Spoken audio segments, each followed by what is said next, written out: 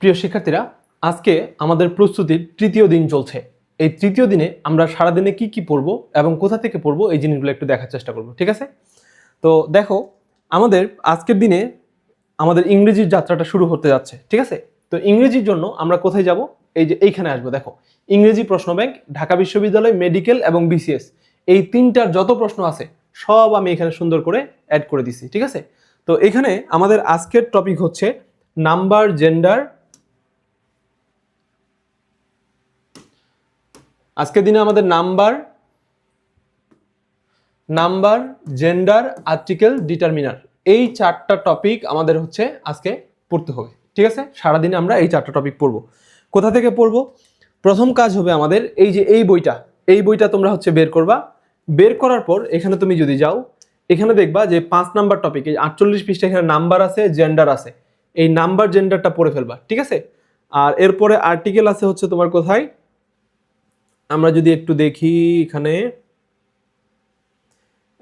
Article and determiner, এই যে এখানে তোমার 211 নম্বর পৃষ্ঠায় এখানে আর্টিকেল এবং ডিটারমিনার আছে, ঠিক আছে?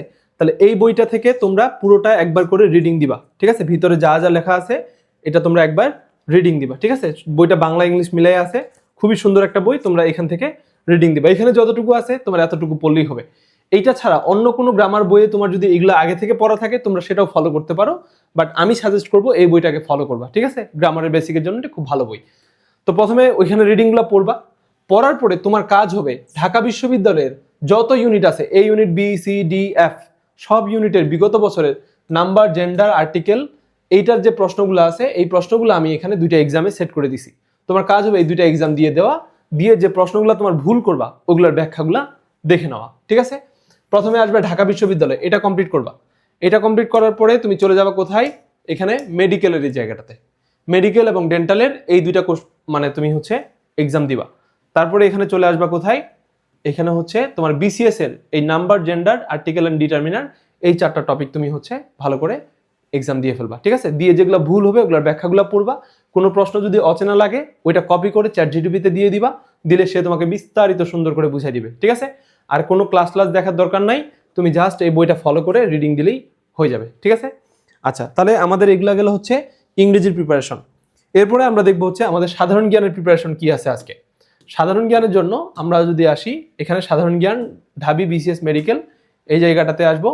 আসে দেখো এখানকার আজকের দিনে আমাদের পড়া হবে কোনটা? এই 2 নাম্বার টপিকটা। 2 নাম্বার টপিকে কি আছে? বিভিন্ন শাসন আমল, ইউরোপীয়দের আগমন এবং ব্রিটিশ শাসন। তার মানে মোগল আমল থেকে শুরু করে 12 ভূঁইয়া থেকে শুরু করে সব কিছু। এখানে তোমাদের ইউরোপীয়রা যখন আসছে ভারতবর্ষে, তারপর হচ্ছে ব্রিটিশরা যখন শাসন করছে যে 200 বছর, এই পুরো ইতিহাসটা তোমরা হচ্ছে যে কোনো একটা গ্রামার বই থেকে, যে কোনো একটা সাধারণ জ্ঞানের বই থেকে পড়তে পারো।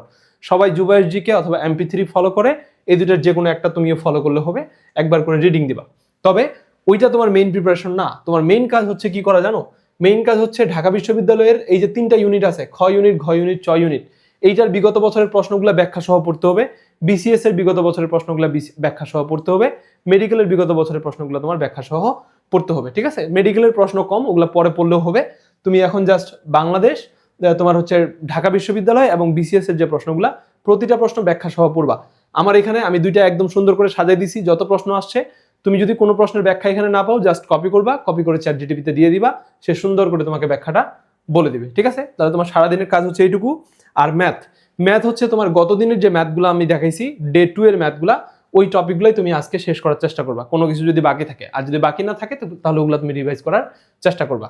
আর যদি তুমি হচ্ছে ওখান থেকে তোমার ম্যাথ থেকে এক্সাম দিতে চাও, তাহলে আমি তোমাকে 9-10 এর বোর্ড কোশ্চেনের আমার কাছে এক্সাম আছে, তোমরা আমাকে হোয়াটসঅ্যাপে নক দিলে আমি তোমাকে ওই এক্সামের লিঙ্কগুলো দিয়ে দিব।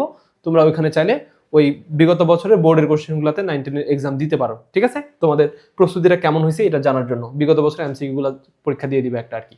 তো এই হচ্ছে ব্যাপার। আর কোনো কিছু না বুঝলে জানা থাকলে আমাকে হোয়াটসঅ্যাপে নক করো, বা আমি তোমাদেরকে আরো বিস্তারিত বুঝিয়ে দিতে পারবো, ঠিক আছে? তো এই ছিল হচ্ছে আমাদের ডে 3 প্রিপারেশন।